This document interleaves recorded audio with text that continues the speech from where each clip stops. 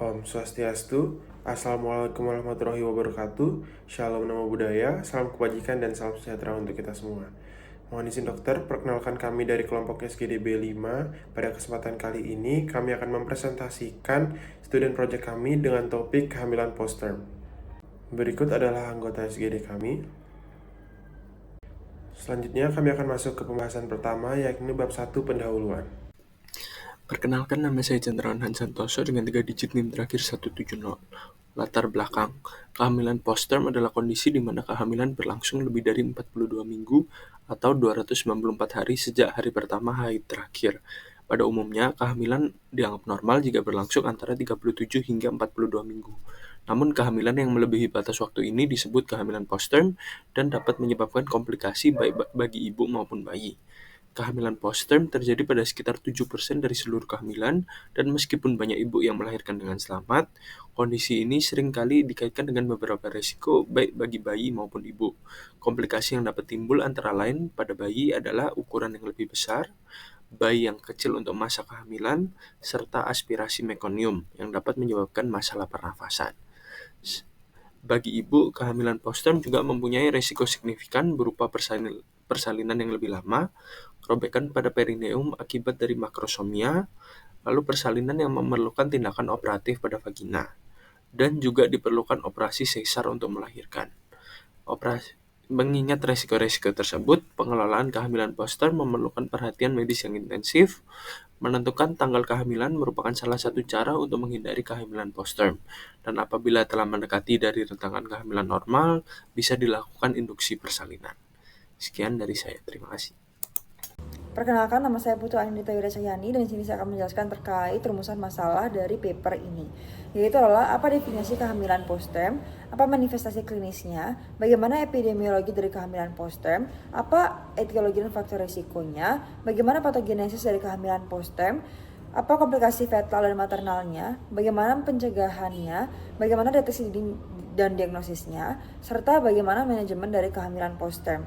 Untuk tujuannya itu adalah untuk memahami definisi, manifestasi klinis, epidemiologi, etiologi dan faktor risiko, patogenesis, komplikasi fetal dan maternal, pencegahan, deteksi dini dan diagnosis, serta manajemen dari kehamilan post-term. Kemudian selanjutnya adalah terkait manfaat, yaitu adalah menerapkan pengetahuan penulis tentang kehamilan post-term, kemudian menambah informasi dan meningkatkan pemahaman terkait kehamilan post-term, serta menyajikan data dasar untuk penelitian lebih lanjut tentang kehamilan post-term.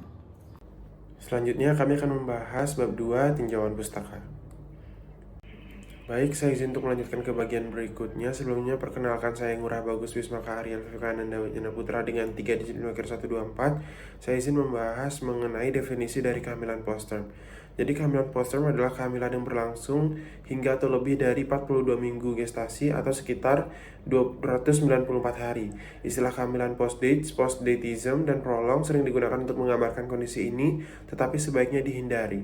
Istilah lain seperti kehamilan late term juga sering disalahartikan sebagai kehamilan post term. Kehamilan late term sendiri berarti kehamilan yang berlangsung selama 41 minggu gestasi hingga 41 minggu 6 hari gestasi. Kehamilan post-term berbeda dengan sindrom postmaturitas, dan dismaturitas, yang mana lebih sering digunakan untuk menggambarkan penampilan neonatus yang tampak seperti telah berada dalam kandungan lebih dari 42 minggu, misalnya kulit kering dan mengelupas, kuku panjang, dan wajah yang tampak tua. Pada kehamilan post-term, istilah-istilah tersebut digunakan untuk menjelaskan dampak dari intrauterine growth restriction atau IUGR yang disebabkan oleh insufisiensi uteroplasenta. Baik, izin untuk melanjutkan. Sebelumnya perkenalkan, saya Dewa Ayu Prameswari dengan 3 digit NIM terakhir 101. Izin untuk melanjutkan terkait dengan epidemiologinya. Untuk kehamilan post-term, itu terjadi pada sekitar 5% hingga 10% dari seluruh kehamilan secara global. Untuk kehamilan post-term sendiri, itu dipengaruhi oleh beberapa faktor seperti karakteristik populasi dan juga praktek manajemen dari obstetris setempat. Untuk di Indonesia sendiri, data dari kehamilan post-term itu sangatlah beragam, berkisar di antara 3,5 hingga 14%. Untuk data yang lebih akurat, mungkin diperlukan studi lebih lanjut di masa depan yang akan datang. Untuk kehamilan post-term, itu dikaitkan dengan peningkatan risiko kematian perinatal sebesar 2,2%. Mungkin sekian yang dapat saya sampaikan. Terima kasih. Baik, izin melanjutkan. Sebelumnya perkenalkan saya Nilukade Asri Bintari dengan 3 digit NIM terakhir 063. Di sini saya izin untuk menjelaskan sedikit terkait dengan etiologi dan juga faktor risiko dari kehamilan postterm. Jadi, untuk etiologi dari kehamilan postterm sendiri belum diteliti secara memadai, akan tetapi terdapat beberapa faktor risiko yang dicurigai berperan dalam menimbulkan kehamilan postterm. Yang pertama yaitu usia ibu atau maternal age. Usia ibu yang mencapai lebih dari 35 tahun atau lebih dari 40 tahun memiliki risiko yang lebih tinggi untuk mengalami kehamilan postterm. Lalu yang kedua ada nulliparitas. Hal ini seringkali dikaitkan dengan metode perhitungan haid terakhir yang sering berujung pada kesalahan dalam penanggalan kehamilan. Lalu faktor risiko yang ketiga yaitu obesitas maternal. Jaringan adiposa memproduksi dan melepaskan hormon peptida dan adipokin yang memiliki efek disregulasi pada banyak fungsi jaringan tubuh, termasuk kontraktilitas dari miometrium yang mengarah pada peningkatan risiko kehamilan postterm.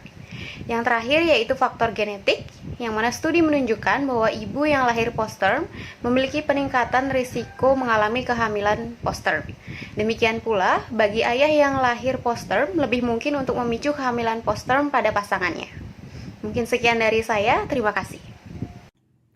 Perkenalkan, saya Ida Yuprabasinti Dewi dengan 3 digit terakhir 146. Izin untuk melanjutkan penjelasan terkait patogenesis dari kehamilan postterm. Kehamilan postterm adalah kehamilan yang berlangsung lebih dari 42 minggu dengan patogenesis yang melibatkan interaksi kompleks antara hormon, mekanisme fisik, dan jalur inflamasi dari plasenta ibu dan janin. Kemudian disregulasi hormon seperti peningkatan kortikotropin releasing hormone yang lambat dapat menyebabkan keterlambatan dari persalinan. Defisiensi sulfatase plasenta dan insufisiensi adrenal janin menurunkan produksi estriol sehingga kontraksi uterus melemah. Selain itu, gangguan sinyal oksitosin akibat penurunan ketersediaan kalsium atau insensitivitas reseptor juga memperburuk kontraktilitas uterus. Pada jalur inflamasi, penurunan ekspresi sitokin proinflamasi seperti interleukin 1 beta dan interleukin 8 dan ketidakseimbangan reseptor prostaglandin EP3 EP4 dapat menghambat pematangan serviks. Insufisiensi plasenta yang terjadi menyebabkan berkurangnya penghantaran nutrisi dan oksigen ke janin dan dapat meningkatkan risiko dari sindrom dismaturitas, oligohydramnion, aspirasi mekonium, dan juga kondisi hipoglikemia.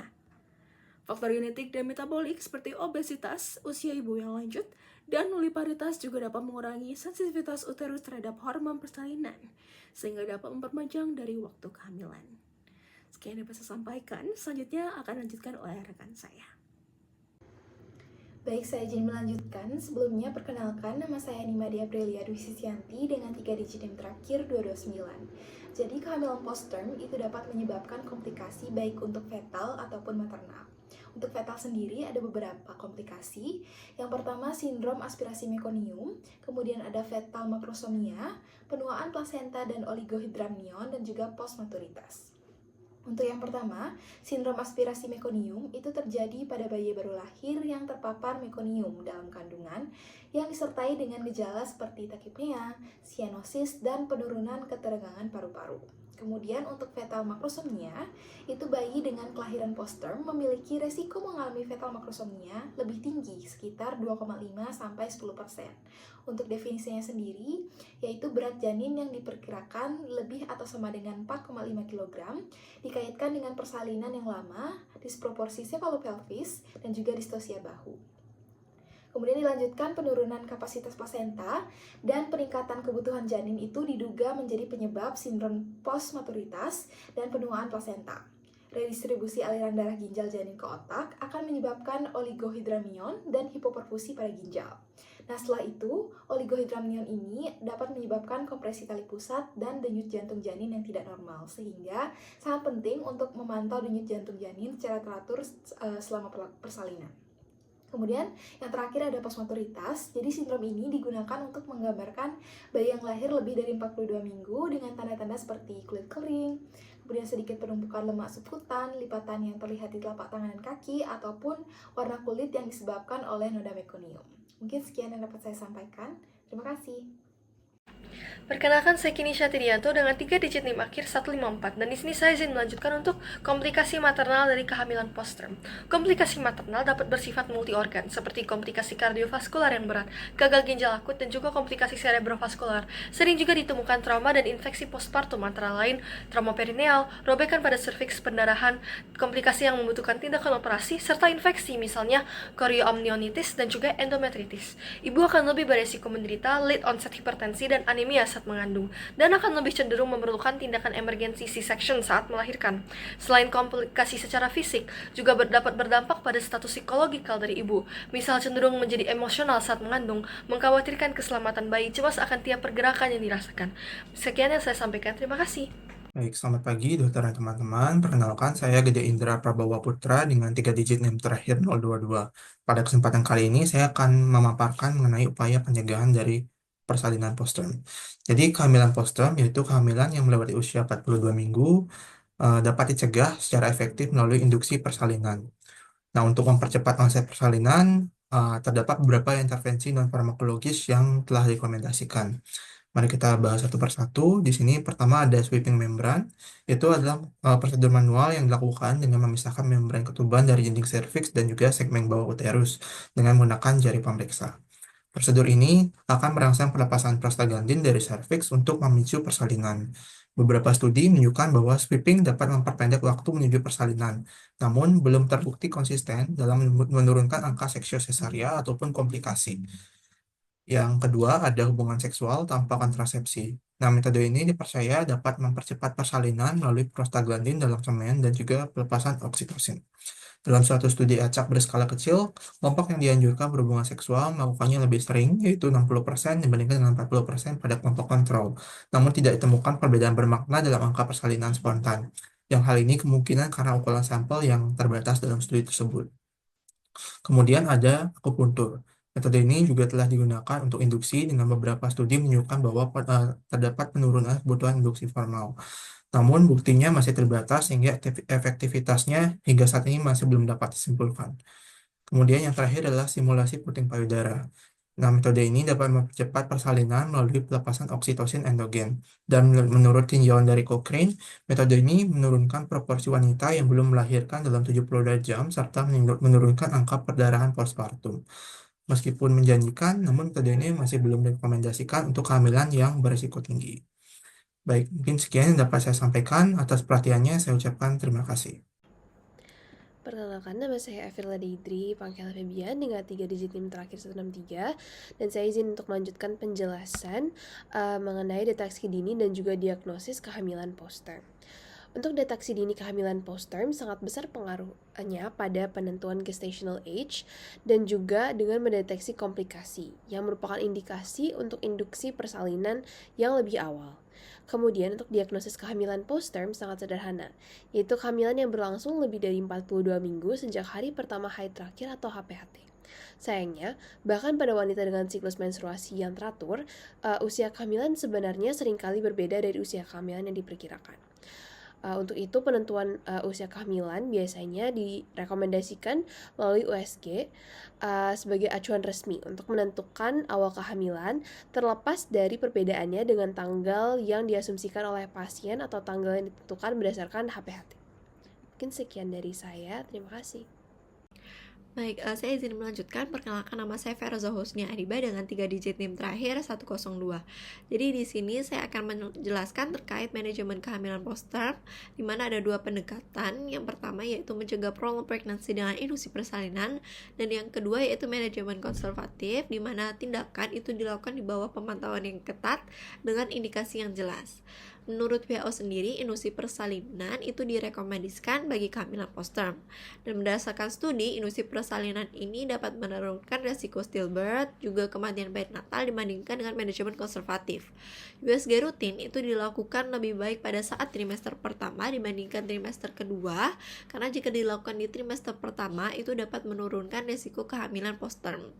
Wanita dengan kehamilan postterm yang menjalani manajemen konservatif itu harus dibarengi dengan fetal surveillance, yang mana terdiri dari non-stress testing, contraction stress testing, biophysical profile, dan modified BPP, yang mana yaitu non-stress testing ditambah dengan evaluasi volume cairan ketuban. Penilaian cairan ketuban ini merupakan tahapan yang paling penting dalam screening rutin karena mereka mengantisipasi oligohydramnion atau penurunan volume cairan ketuban. Karena jika terjadi indikasi tersebut, maka pilihan persalinan itu menjadi pertimbangan. Screening rutin ini dilakukan dalam 2 kali seminggu dan berdasarkan laporan uji klinis, manajemen konservatif itu menghasilkan tingkat seksio-sesarea dan komplikasi yang lebih tinggi dibandingkan dengan induksi persalinan. Karena induksi persalinan itu lebih menguntungkan. Dia bisa mengurangi resiko seksio-sesarea, kematian perinatal, dan juga meconium aspiration syndrome. Mungkin sekian penjelasan dari saya. Untuk selanjutnya saya serahkan kepada rekan saya. Terima kasih. Baik, di sini kami izin untuk masuk ke pembahasan terakhir, yakni bab 3 penutupan. Perkenalkan, saya Made Gede Firmawan dengan 3 digit terakhir 100. Kehamilan postterm adalah kehamilan yang berlangsung lebih dari 42 minggu atau lebih dari 294 hari dengan insidensi global sekitar 5-10% dan prevalensi di Indonesia antara 3,5-14%. Kondisi ini berisiko menimbulkan komplikasi bagi ibu dan janin seperti sindrom aspirasi meconium, makrosomia, oligohydramnion, trauma lahir, hingga peningkatan angka kematian perinatal. Faktor usia kehamilan postterm mencakup usia ibu lebih dari 35 tahun, nulliparitas, obesitas, serta faktor genetik baik maternal maupun paternal.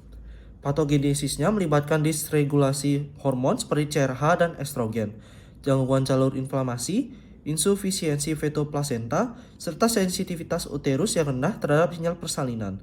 Pencegahan dan manajemen kehamilan postterm berfokus pada penentuan usia kehamilan secara akurat melalui USG trimester pertama atau fetal biometri, serta tindakan induksi persalinan sebelum usia kehamilan mencapai 42 minggu. Intervensi non-farmakologis seperti sweeping membran, stimulasi puting, hubungan seksual tanpa kontrasepsi, dan akupuntur juga digunakan, meskipun efektivitasnya masih memerlukan pembuktian lebih lanjut. Induksi persalinan sejak usia kehamilan pas 1 minggu direkomendasikan oleh WHO karena terbukti dapat menurunkan angka kematian perinatal dibandingkan manajemen konservatif dengan evaluasi ketat melalui pemantauan janin seperti CTG dan profil biofisik. Baik, sekian yang dapat kami sampaikan terkait dengan student project kami dengan topik kehamilan postterm. Mohon maaf apabila ada kesalahan selama penyampaian materi. Akhir kata kami tutup dengan Om Santi Santi Santi Om. Wassalamualaikum warahmatullahi wabarakatuh. Shalom nama budaya, salam kebajikan dan salam sejahtera untuk kita semua.